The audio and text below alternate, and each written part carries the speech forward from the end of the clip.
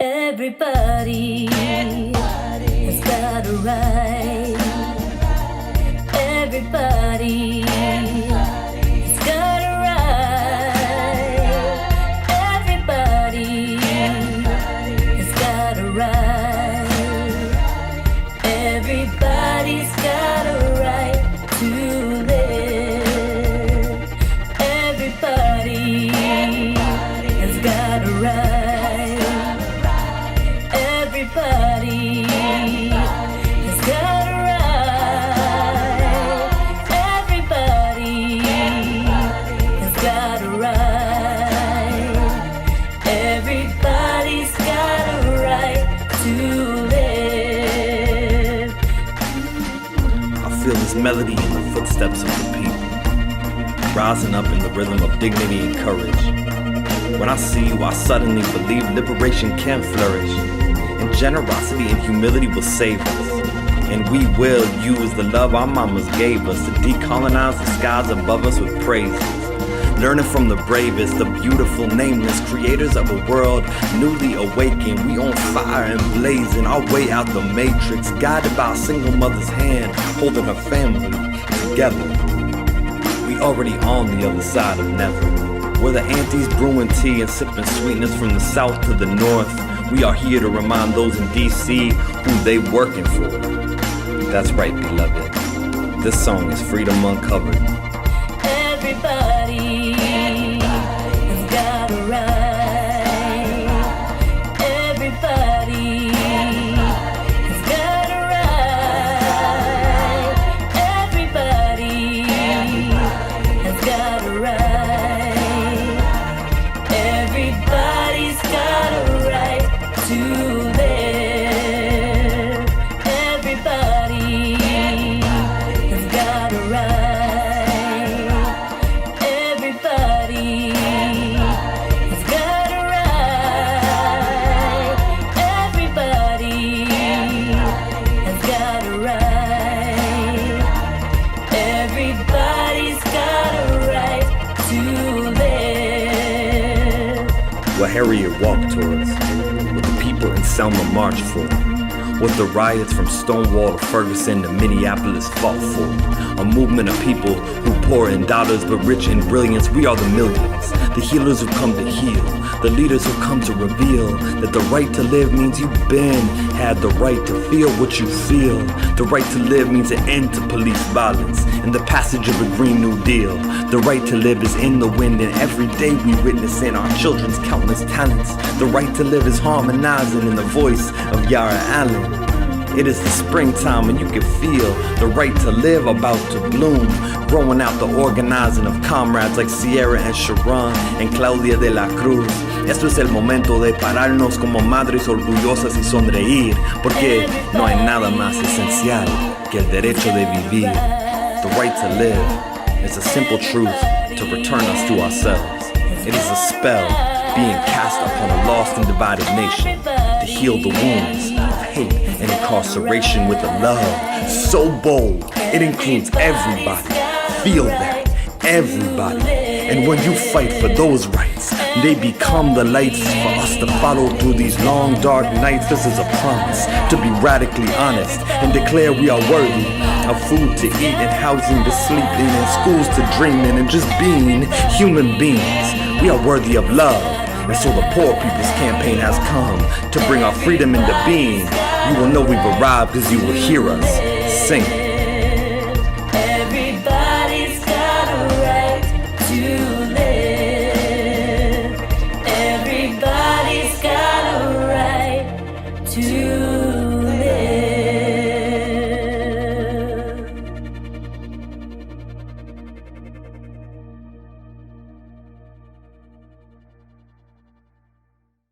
So welcome, everybody. Is Nell with us? Well, my connection is kind of tenuous. Can you hear me? Yep.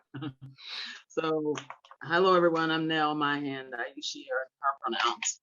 So, and yes, I am here. Okay, and it's My name's Jackie Cabasso, and it's my pleasure to be co-hosting today with Nell.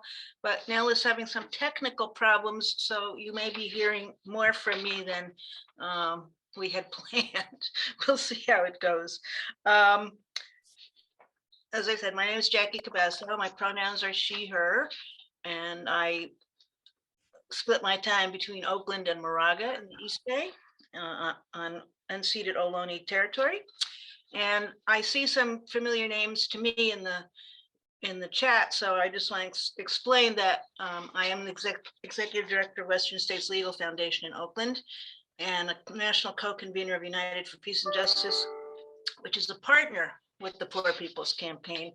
And so I'm active at the national level and also at the state level with the Poor People's Campaign. And the shortest way I can say what brought me to this work is that I feel like it's a direct connection to Martin Luther King and his unfinished work. We want to ask everybody to please introduce yourself in the chat by sharing your name, pronouns, location. If you know the indigenous people whose land you're on, you can put that in. Closed captioning is available. To look at captioning, you click on the live transcript button at the bottom of your screen. As we go along, please put questions and comments in the chat, and please stay on mute unless you are speaking to the group. Okay, looks like we have lost Nell again. So what we want to do is after the presentation, we'll be going into breakout rooms and to introduce ourselves and to share reflections. So we like to ask everybody to please rename yourself with the initials of your region. And I believe that the initials are in the chat now. I think I saw, yes. So Peg Miller, who's helping out with tech today, has dropped those in the chat. I also forgot to thank and acknowledge the other people who are doing tech today, Reverend Rowan, Mason Ewald, and Peg Miller are helping out behind the scenes. So to rename yourself, you go to the top of your screen, the right-hand top, and you see a little blue button that has 3 white dots in it. And if you click on those 3 dots and scroll down, you'll get to a place where you can rename yourself.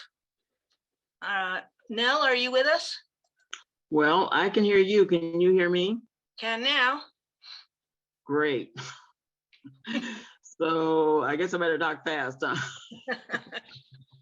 I don't know. So anyway, so I was saying that I'm a 65-year-old brown-skinned Black woman with a tiny afro, wearing a Belong shirt. I'm part of the Othering and Belonging Institute Belong Circles, besides organizing with the Poor People's Campaign and Global Women's Strike. And I got involved when I got heard about the campaign during the period that there was a Truth and Poverty tour that came to some of the poorest communities in the country, and Oakland was one of the stops. I got invited to be a testifier there, and so that gave me the opportunity to look into the campaign and read the demands and the principles, and I've been very involved since then. So I'm glad to be here today. Thank you all for joining us.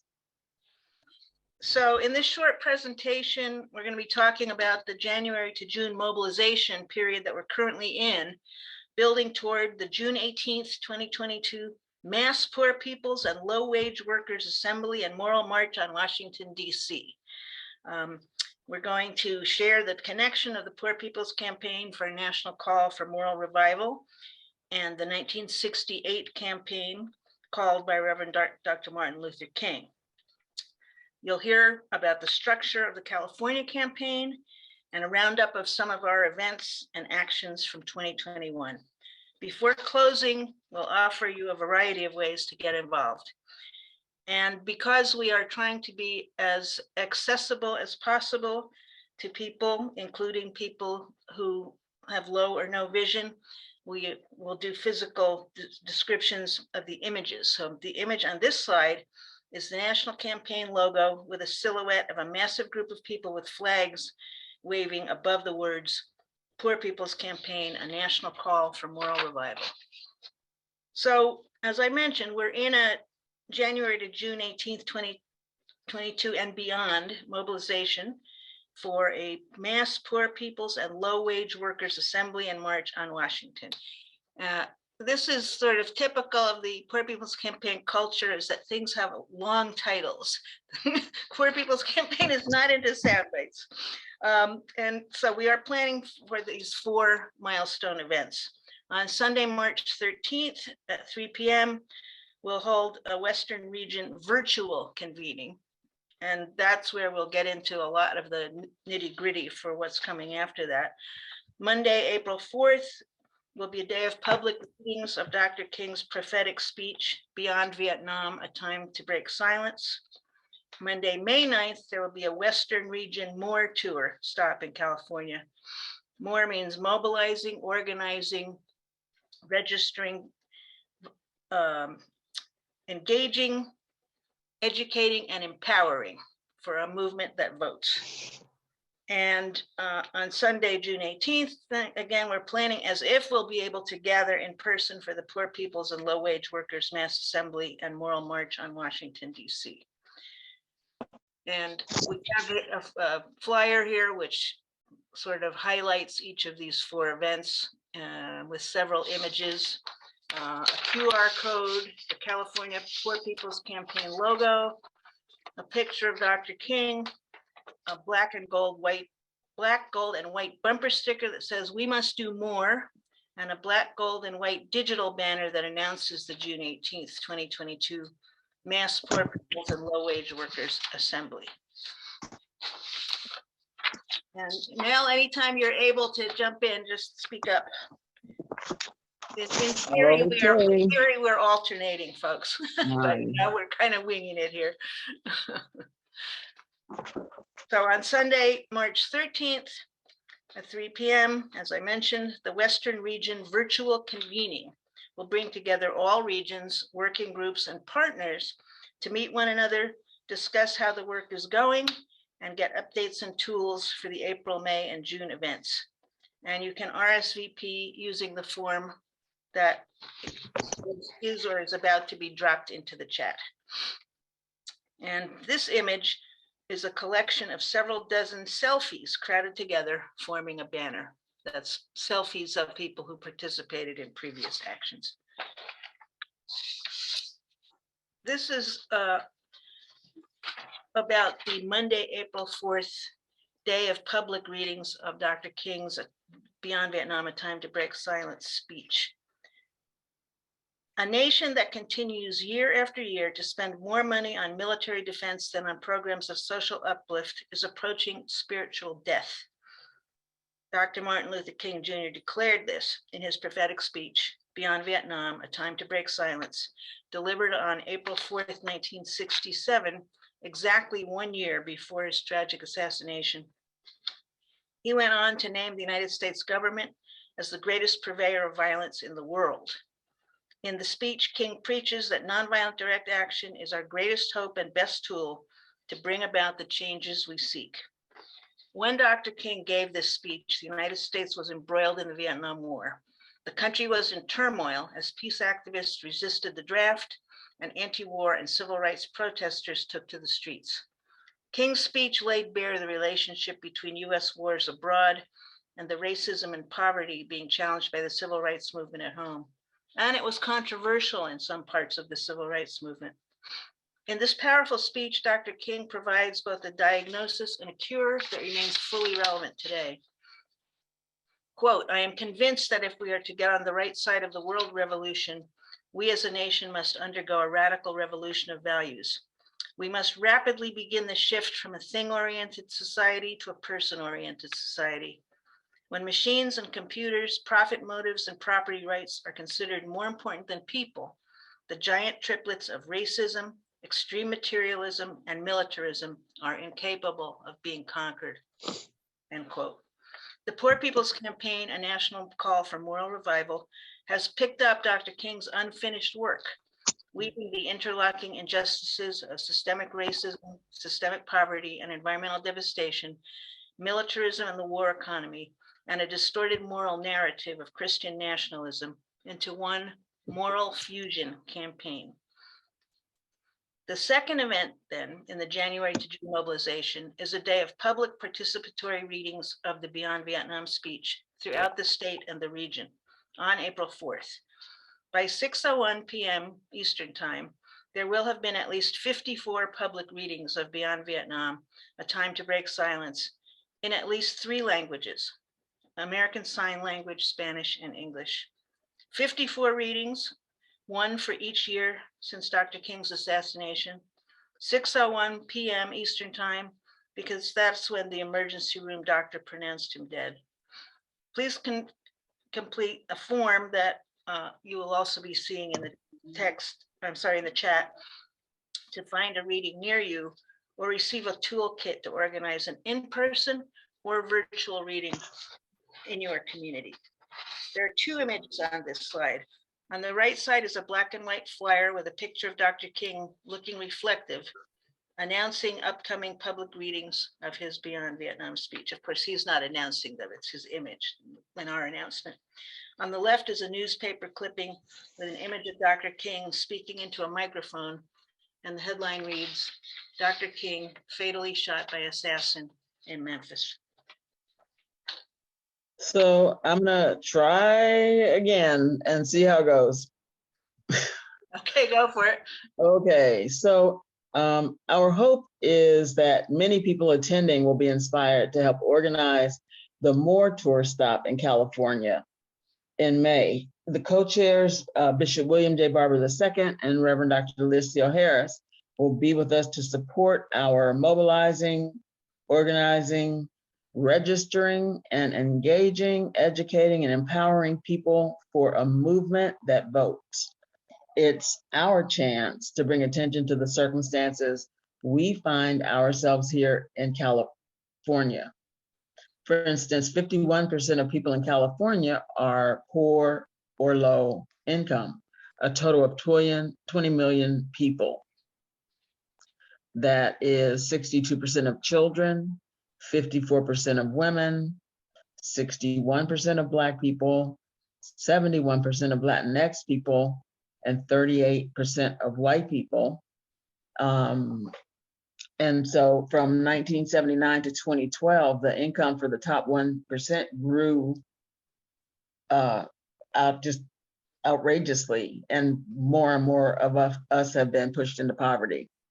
And so our question is, how can that be explained and made acceptable, given that the California economy is worth over $3 trillion. It's the 5th largest economy in the world, between the UK and Germany. And so we're discussing what our California legislative agenda is, and want to invite you to join us in identifying the priorities that we want to lift up and press for. And so the images on these slides are 3. There on the right is Reverend Dr. Liz Theo Harris. On the left is Bishop William Barber, and they are both speaking energetically into microphones. And the image in the middle is a display of several 6-foot-tall vertical black and gold banners, several Poor People's Campaign placards, and a white 8-foot horizontal banner that reads California Poor People's Campaign, a national call for moral revival, More Tour. The next stop is Washington, D.C., where on June 18th, 2022, we plan to have tens of thousands of people in the street demanding a moral agenda and a budget that centers the needs and concerns of 140 million poor and low-wealth people living in the United States. And this is a short video which will give you a sense of what the day might be like. We welcome you to the launch of the Mass Poor People's Low Wage Assembly and Moral March on Washington, D.C., June 18, 2022. We are a new, unsettling force, and we are powerful. A new, unsettling force, and we're here. We're rising up to demonstrate the compelling power that we, poor and low-income people, have to reconstruct society from the bottom up. And we need to do it with the loudest voices possible, the biggest actions possible. Because we know that there is no scarcity in this land. The only scarcity is the moral will to do what's right. Hold on, just a little while longer. We are those with sub-minimum wage jobs who can't afford sky-high rent. People with disabilities are the fastest growing minority group. It's crazy to me that in 2021, it's still legal for workplaces to pay a sub-minimum wage to people with disabilities. There are still so much trial and tribulations that we go through as Indigenous people. We can't get a decent wage to sustain ourselves, nor can we get adequate housing. Veterans across this nation say enough is enough. We can't pat essential workers on the back on one day and then cut their health care the next day. Health is a political choice. What more do I need to do to prove that my voice is just as valuable as anyone else's? There are still forces in denial that would try to slow walk our transition to a clean economy and a just future for us all. We have an immoral system run by immoral people. But together we walk and we fight. It's time for a change. Reconstruyamos esta gran nación. See, we are people of resilience as we fight these interlocking injustices together. When we work together, mobilize together, and rise together, we become a voice for the voiceless, and we become an agent of change in a time where great change is needed. We need the third Reconstruction to ensure that deaf people, people with disabilities, and all people can have the right to live and to thrive. We know what they are doing, but the question is, what are we going to do? Reconstruction begins when we change our mentality and say it's time for you to get your foot off of my neck. Justice is coming soon. Hey, do you believe that of today?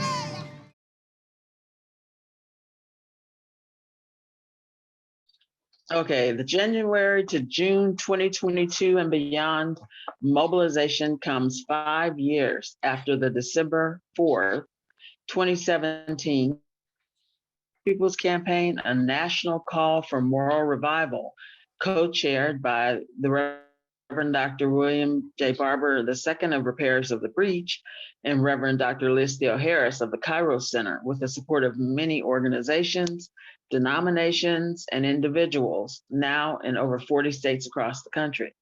50 years after the call for the 1968 campaign, we're in this 2022 mobilization to increase understanding and commitment to nonviolent direct action, to strengthen the campaign, the California regions, the Western region, the state, national, and support the mobilization to Washington, D.C. for the June 18, 2022 and beyond to the polls, Mass Poor People's Assembly and Mass Poor People's and Low Wage Workers Assembly and Moral March on Washington. And the image on this slide is a photo of Bishop Barber and Reverend Theo Harris wearing Jesus Was a Poor Man's Stoles, and they're standing in front of a rose window. So there are many examples of how the Poor People's Campaign is amplifying the voices of people impacted by the interlocking injustices, systemic racism, poverty, ecological devastation, militarism and the military economy, and the distorted moral narrative of Christian nationalism. National broadcasts, statewide and regional meetings and actions that include testifiers sharing their lived experience, passing the microphone to people like Kenya Alcocer, who serves as a tri-chair of the National Steering Committee. She is a mom of 2 amazing children and the co-director and organizer of Unión de Vecinos, a network of neighborhood groups in Los Angeles. All that, and she is in a fight to stay in this country where she and her family have lived since she was a small child. Let us know in the chat if you want to help her fight her asylum case. Dr. Wensler Noisy and the Apache Stronghold, who are fighting to protect Oak Flat, their sacred site, which is being threatened with destruction by a copper mining company, which is arguing that it owns the right to the copper under the site. Ms. Callie Greer of Birmingham, Alabama, behind a podium, pictured with Reverends Theo Harris and Barber, wailing in grief over the loss of her two children, one to gun violence and the other to a cancer that she had trouble getting treated for, being poor in a state that refused to expand Medicaid. So there are 3 photos on this page. On the far left, Mrs. Callie Greer. In the center, Kenya Alcocer speaking at a congressional hearing. And on the right, Reverend Theo Harris is pictured receiving a burden basket from Dr. Wensler Noisy in San Francisco.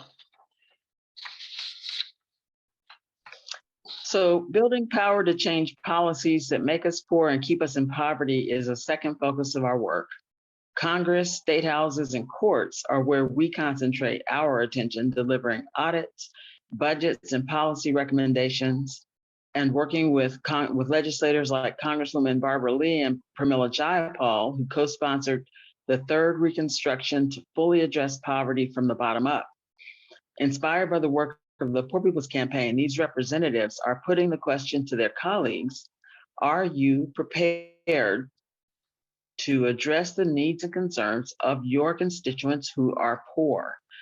At the link in the chat, you can read the resolution and find out if your congressperson has signed on. And the images on this slide, there are 2. On the left is a screenshot of congress.gov website for HR 438, the congressional resolution. That's where you can find that. On the right-hand side is a screenshot of the Poor People's Moral Budget, which we delivered to Congress. And so it's a picture of the cover of that document. So in the video coming up next, you'll hear some history from the 2017 call and the 2018 launch of the Poor People's Campaign, a national call for moral revival, as well as some history from 1968 that grounds us as we organize in the spirit of the radical legacy of Dr. King. Next, an effort to revive a famous movement of the 1960s focused on reducing poverty, inequality, and tackling social justice. But with such a broad agenda, will it find enough support at this polarized time? We start with a look at the campaign that began 50 years ago. Shortly before his death in 1968, Dr. Martin Luther King Jr. expanded his civil rights campaign to include calls for economic justice. He called for an economic revolution that included protection and services for the poorest Americans. He would call it the Poor People's Campaign. We're coming to get our check. The campaign would bring together poor people from across the country and from across racial, ethnic, and geographic lines, including poor whites, for a march on Washington. Even if you have to bring a whole family, we are going to have in Washington facilities, and we're going to have food, and we are going to demand that the government do something about these conditions. The first step was to construct a shanty town called Resurrection City on the National Mall, housing thousands of participants in a form of nonviolent civil disobedience. Dr. King himself would never make it to the March on Washington. He died that spring. But weeks after his assassination, 50,000 people gathered in solidarity, demanding economic reform on the steps where Dr. King had professed, "I have a dream." We come with an appeal to open the doors of America to the almost 50 million Americans who have not been given a fair share of America's wealth and opportunity. Half a century later, a group of religious and moral leaders are planning a wave of civil disobedience in Washington, a revival of the Poor People's Campaign. It is headed in part by the Rev William Barber, who's the co-chair of the campaign. He led demonstrators at a rally in front of the U.S. Capitol this month, and he was arrested, alongside the Reverend Jesse Jackson, a key figure in the 1968 movement. I spoke with Reverend Barber recently when he was in Washington. Reverend William Barber, welcome to the NewsHour. Thank you very much for joining us. When the original Poor People's Campaign took place, it was 50 years ago. Dr. Martin Luther King was involved. After he was assassinated, it continued. But what is the connection between then and now? Well, thank you so much for having us. And on behalf of the campaign, the National Poor People's Campaign, National Call for Moral Revival, and my co-chair, Reverend Dr. Liz Theo Harris, let me say that the connection was, first of all, that it did continue, that people realized Dr. King was right. Racism, poverty, and militarism were interconnected. The connection today is we did a study, we commissioned a study with the Institute for Policy Studies and also had some help with Urban Institute, anecdotal and empirical data. And we did something called the Souls of Poor Folk, auditing America 50 years after the Poor People's Campaign. What did we find? Today, there are 140 million poor and low wealth people. Today, there are 250,000 people that die every year from low wealth. We have less voting rights today because of the gutting of the Voting Rights Act than we had in 1965. We have 62 million people who are working poor, who work for less than a living wage, and 14 million children who are in poverty. Those numbers are overwhelming. They are daunting. You're not proposing to do away with poverty, are you? We are saying that there are 5 interlocking injustices that America has to face because they continue to cause policy violence. That is systemic racism, particularly seen through the lens of voter suppression, where people use voter suppression to get elected, and then once they get elected, they pass policies that hurt the poor, mostly white women, children, and the working poor. Systemic poverty, ecological devastation, the war economy and militarism, and the false moral narrative of religious nationalism that says you don't have to address those issues. We are saying, yes, America is going to have to face these 5 interlocking injustices and change them. Why can't you work through the existing political system, work to elect political figures who agree with your agenda? Well, several reasons. Number one, we had 26 presidential debates in the last presidential election. On the Democrat and Republican side, not 1 hour was spent on poverty. Not 1 hour was spent on voter suppression and restoring the Voting Rights Act. Not 1 hour on the war economy and militarism. So if we're not even having the conversation, the first thing we have to change is the attention violence. We have an attention violence when it comes to poverty and the poor, and we must change that before you can change the agenda.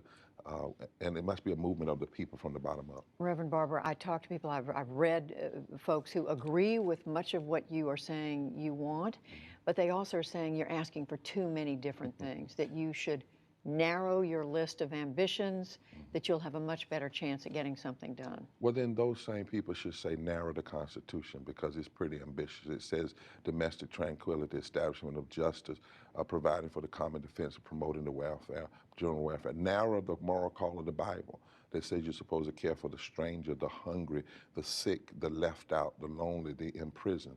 Why is it that that wealth and greed gets to ask for everything? They want tax cuts, they get that. They want to block health care, they get that. But then we tell poor people, you have to ask for one thing. 37 million people without health care, we have to fight for health care.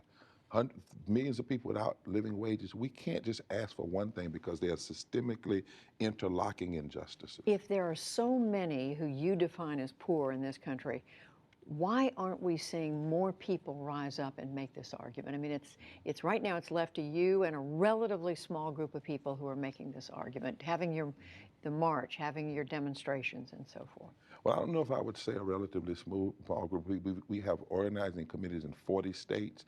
We have people who are organizing. In the last 2 weeks, we've had thousands of people attend, over nearly 2,000 people do civil disobedience, more than ever in the history of this country, simultaneously doing nonviolent moral fusion, civil disobedience. There is a rising, and why? And so What we're doing is we're launching a movement. We're not ending a movement. We're launching a movement and calling people to action. Many people do not know how bad it is, and many people who are poor and low wealth have been broken and pushed down and ignored. But where we're going from West Virginia to Wisconsin, from Alabama to Alaska, we're finding that there are thousands of people who are saying it's time for us to stand up and refuse to be silent. You've said that the nation's problem is not that we don't have enough money. You said it's that we don't have the moral capacity to face what ails society. What did you mean by that? That when you look at our deepest moral framework of the Constitution and our deepest moral values of our religious tradition, we too often have a political conversation that talks about left versus right, military or middle class. That's too puny, it's too narrow. 43.5% of this country is poor and low wealth. People are dying. Even Joseph Stiglitz, the economist, said that America has to face the cost of inequality. What I'm saying is we can't just have a left-right argument anymore. We need to have a deeply moral argument that says this is not just about Democrats or Republicans. This is about America. What kind of democracy do we want to be? You cannot have a democracy continue to exist when 400 people make an average of $97,000 an hour and you lock people up who simply want 15 in the union. Does either political party come closer to your goals? Well, I think they can. I think they hit at it. I think, of course, the extremists who have taken over the Republican Party have just gone so far extreme. You know, they're more focused on tax cuts to the wealthy. They want to blame poor people for their problems. Democrats, on the other hand, are willing to talk about, say, the Affordable Care Act and talk about the middle class. But the reality is neither party is willing to put right in front of America the issues of systemic racism, of systemic poverty, ecological devastation, the war economy, and say the word poverty. It's almost as though we've tried to remove even saying the word poverty, when in fact the majority of the poor people in this country are white, women, children, working people, and the disabled. So we have to change our narrative in this country. And the only way you can change the narrative is to change the narrator. That's why this campaign is focused on three things: breaking through the narrative, massive voter mobilization among the poor, and power building from the bottom up. Reverend William Barber, the co-chair of the Poor People's Campaign in 2018. Thank you very much. Thank you so much. Thank you.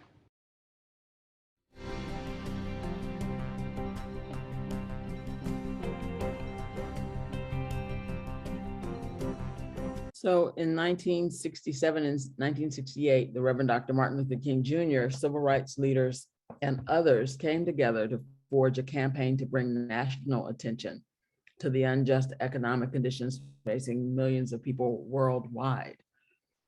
In November 1967, Dr. King announced the Poor People's Campaign to challenge economic inequality, militarism, poverty. He articulated a clear formula for how the poor can claim the power that resides within our communities to create a new, unsettling force.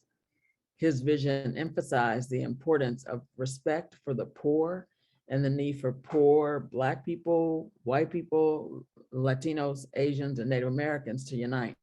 The image description for this slide is a Black woman with "I have a dream" sign on the back of her raincoat, walking in the mud of Resurrection City, which was established in 1968 on the National Mall. Unfortunately, the unity and organization needed for the Poor People's Campaign of 1968 to complete all three of the planned stages and form the new and unsettling force capable of disrupting complacent national life and achieving an economic Bill of Rights was not easy to come by. The assassinations of Dr. King and Senator Robert Kennedy, a key proponent of the campaign and presidential candidate, served to cripple the campaign and greatly limit its impact.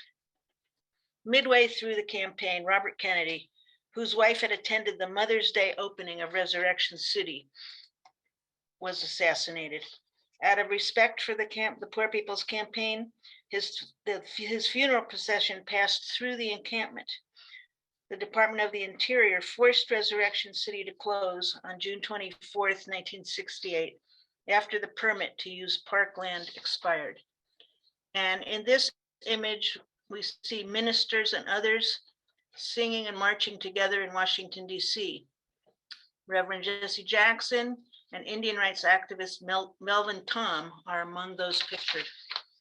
In the face of setbacks due to political violence and assassinations, as well as the difficulties of sustaining a national movement, the Poor People's Campaign of 1968 nevertheless had an impact, not only on governmental policies, but also on public perceptions. The campaign pushed Congress and federal agencies to allocate millions for programs, including Head Start and education and welfare services for the Bureau of Indian Affairs, while it also helped catalyze the desegregation of schools and extension of labor strategies for protest and social change, and extension of labor programs. Significantly, the campaign introduced new strategies for protest and social change.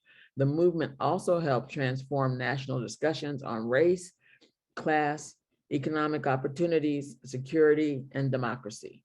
And the image on this slide is a sign from the period that said, "Feed folks."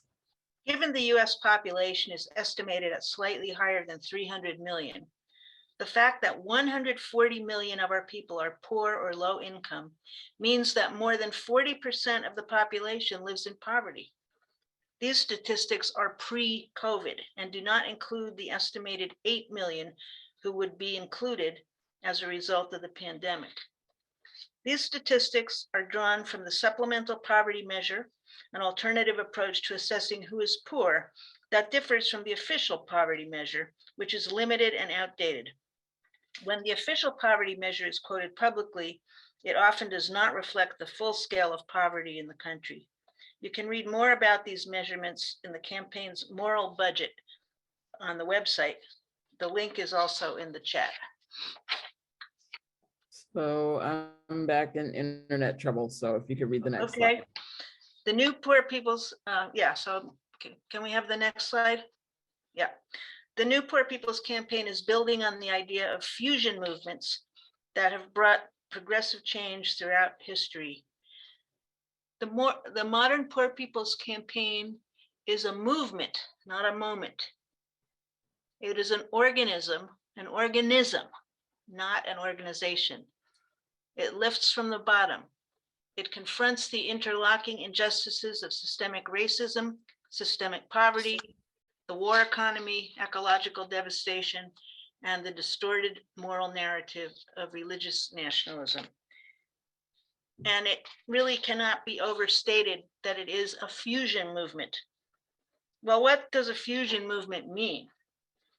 It means recognizing that the construct of race and racism is used to keep us apart. It means building a broad, diverse coalition. It means intentionally diversifying the movement. It means engaging in indigenously led grassroots organizing, committing to nonviolent action, and resisting the one moment mentality. We are building a movement. And you'll find in the chat a link to excerpts from the 14 Steps to Moral Fusion Organizing, prepared by the Poor People's Campaign. And in this case, specifically, Reverend Barber's organization, Repairers of the Breach. Okay, so on this slide is the condensed version of the 12 fundamental principles of the Poor People's Campaign. And these principles guide our work. We read the principles at many working group meetings and events to ground ourselves. And they are well worth the time studying if you plan to get involved. And again, you can find those principles at the main Poor People's Campaign website, as well as through the link in the chat. The last principle on the page is that we embrace nonviolence. We are engaged in a nonviolent movement to demand accountability. And we believe, and as Dr. King said, nonviolent direct action is our best tool to bring about the changes we seek. So we invite you to engage with us in discussions about what this means, why we choose that particular strategy, and how we can strengthen our commitment to it.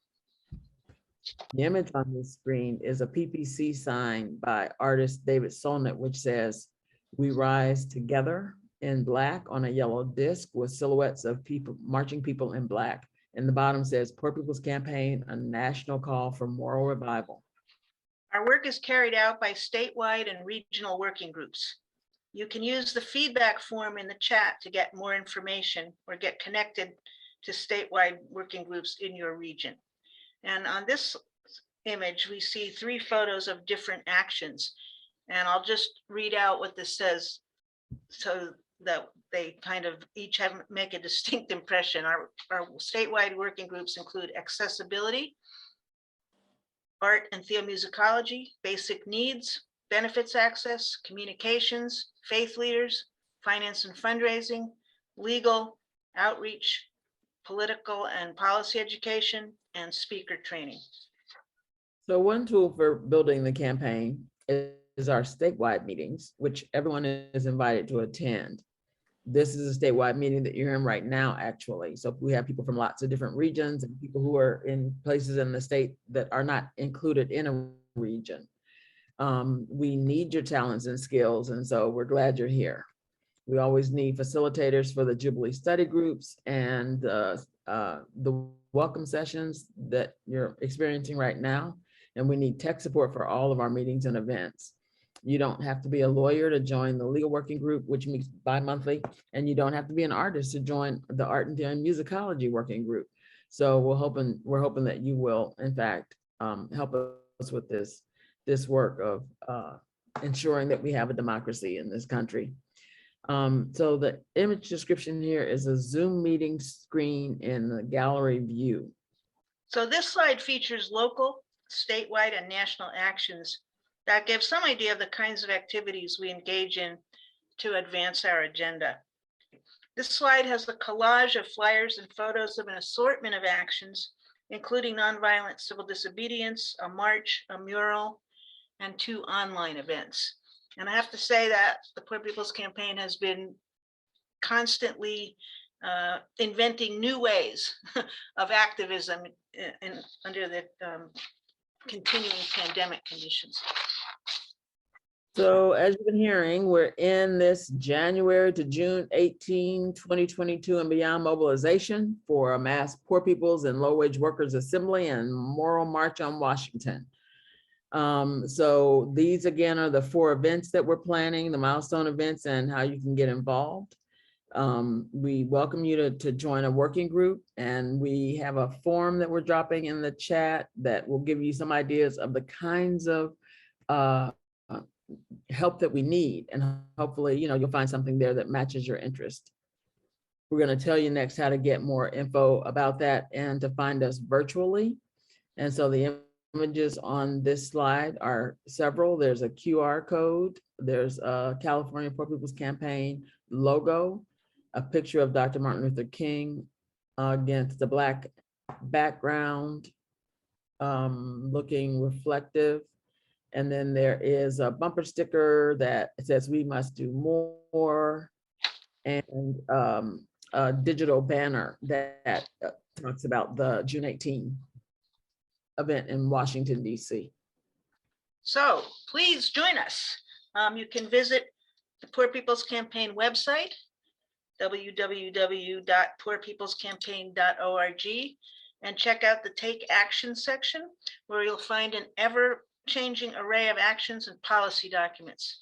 The 3rd Reconstruction Resolution link will be in the chat. This image is a Poor People's Campaign poster. It says a Poor People's Campaign National Call for Moral Revival, with silhouettes of marchers across the top. Then you can follow us on Twitter. There's our Twitter handles. And the image on this slide is a young Black man speaking into a megaphone and he's at the front of a march with a banner and a lot of people behind him. And of course, you can find us on Facebook. The links are in the chat. This image is David Solnitz's illustrations for the Jubilee Policy Platform, which includes a needle and thread stitching together the nation with a moral revolution. At the bottom are tags with the 5 interlocking injustices and a pair of scissors. So, and we of course appreciate donations of any amount. We are raising funds to bring as many impacted people as want to go to Washington, D.C.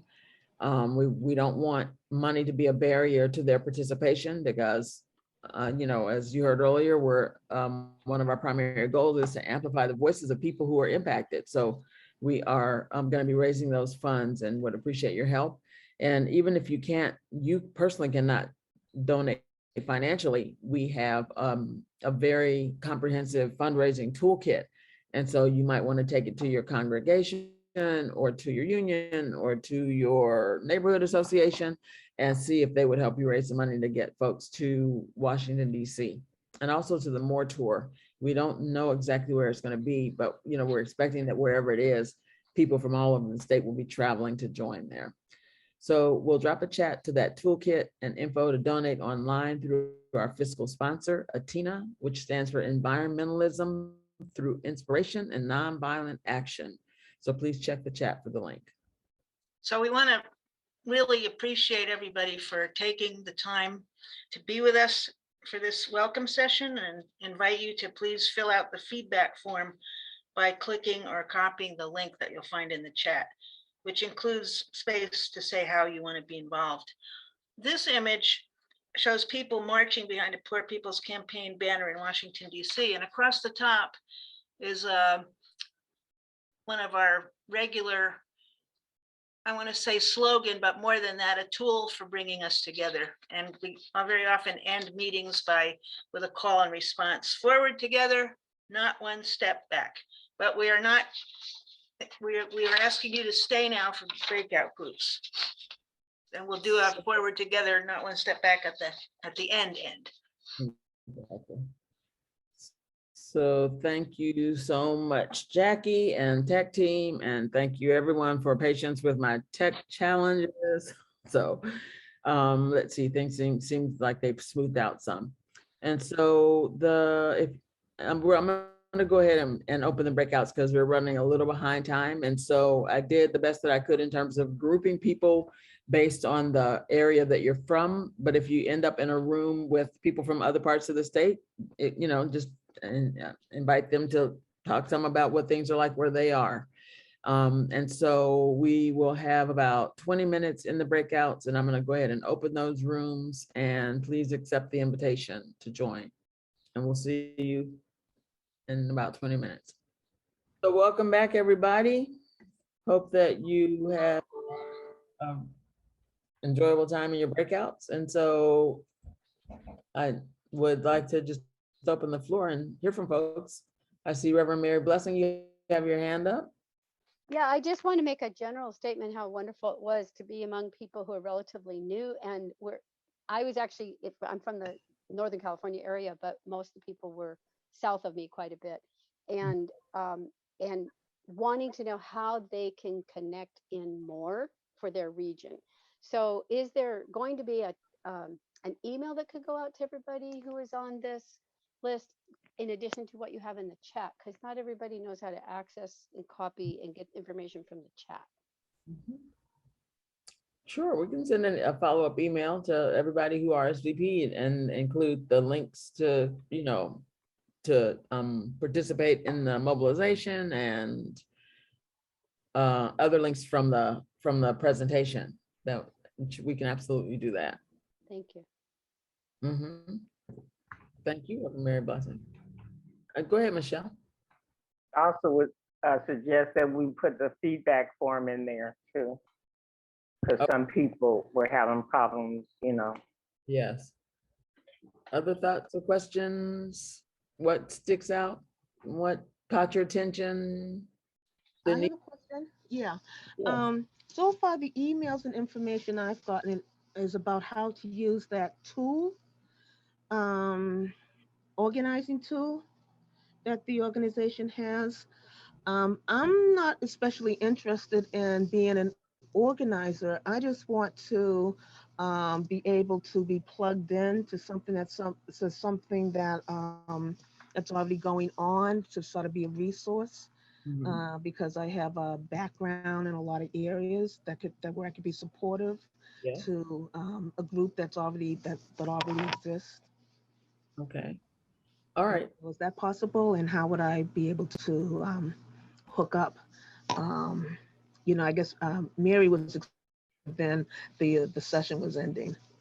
Right. So I think if one of two ways, if you want to put your name in the chat, I can pull your name out and then somebody can be in touch with you about that and just follow up with you. So that's the chat right now, or one that's going to be sent to us later. The chat here? Yes, the chat here, because I'm saving the chat. And so then I'll have your contact info. And if you would say, you want a follow-up phone call so that I'm clear why your name is. Of course. Thank you for being here. Where are you? Where are you calling in from? Southern California, Redondo Beach. Okay, great. Thank you for being here.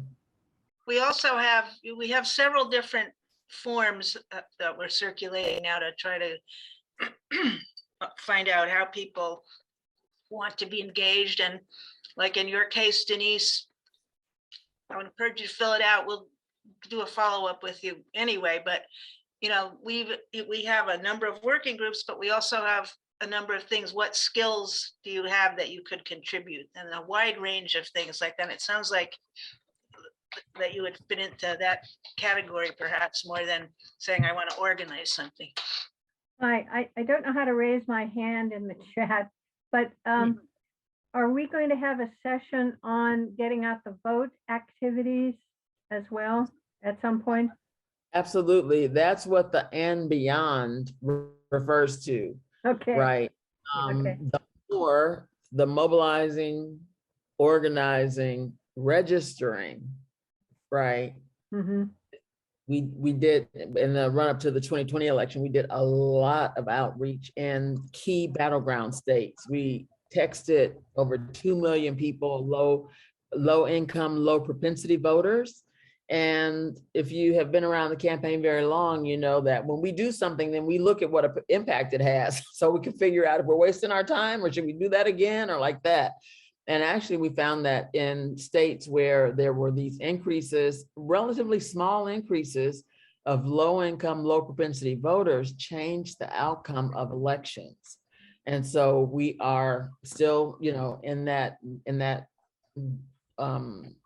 mindset of organizing to turn out voters who will vote for a progressive agenda, vote, for a moral budget and a moral agenda for our country. So we definitely will be in the post June 18 period doing things, text banking. We had poll monitors in key battleground states at key, where there were, concerns about shenanigans. We had lawyers on call to respond to complaints about voter suppression happening to them while they were waiting to vote. So yes, we're definitely committed to mobilizing and again monitoring polls and excuse me. The National Poor People's Campaign actually did an analysis of that work and put out a report called Waking the Sleeping Giant, which is, you can find that on the Poor People's Campaign website under what's it, resources report something. There are several different studies that are there, and you might be interested in that one in particular. Okay, because we're, in addition, we're a small branch, so we're doing postcarding, talking about registering voters now for upcoming stuff. But you're going to focus more strongly after the June event. Yes, we will. Yes. Okay. Thanks. No, I just want to really encourage everybody to fill out some kind of a form, an evaluation form, or I wasn't tracking closely which forms were being dropped in the chat, but any of them, but just so that we can follow up with you, because that's what I'm hearing is we really want to find from the people in my group, I'd really like to find a way that I can plug in. I'm not sure what that is. So it has to be like a two-way conversation. So let us know what you're interested in, and we'll do our best to respond to you, help you find other people in your region, or whatever you need. But this is a really good time to plug in, because there are things to plug into, very specific things to plug into. And just since you mentioned SCIU, one of the things that is most has convinced me the most that the Poor People's Campaign really has the potential to be a significant vehicle for change, fundamental change, is the breadth of support from labor unions, a lot of labor unions, major faith organizations, the sororities and fraternities associated with the historically Black universities and colleges, all kinds of other groups, of course, civil rights and peace and justice and so on. But it's a lot of people potentially when you line up these big labor unions, the American Teachers Association, American Federation of Teachers, Randy, what's her name? Randy Weingarten was in one of those videos talking about that. She's the head of the American Federation of Teachers. So yeah, so that's great to hear, Patrice. But everybody should know that you're stepping into something that potentially can be really, really huge and cross-cutting in our society. Well, the hardest part is I'm tired of fighting alone. Oh, you're not alone. You're definitely not alone. So we're going to thank everybody again. The next welcome session will be Tuesday, March 1st at 6:30 p.m. And you're certainly welcome to come back for another welcome, but also let other folks know about it, because that's how we grow. And again, we encourage you to check out and get involved with your regional steering committee and our working group, again, by filling out that form. Be sure to give us your feedback on the feedback form. And we will do a follow-up mailing to everybody and round up all these links so that you can study them more closely and take a little time filling them out in a thoughtful way. So, as I mentioned, we have a tradition of closing meetings with a call and response. So I would invite everybody to come off of mute. Looks like you already are off of mute. No. So unmute yourself, and we will do the call and response. So forward together. Not one step back. And I have to say, when we do this in person, everybody's at the same time, but it's a bit of a challenge on Zoom. Nonetheless, forward together. Not one step back. Forward together. Not one step back. And we'll add a bonus because I'm looking at Sarah and she always does this. When we lift from the bottom, everybody rises. Stretch and breathe. Okay, Sarah. Thanks, everybody. Good luck, Thank you. everyone. Good night. Thank you. Good meeting. Good night. Good to see everybody.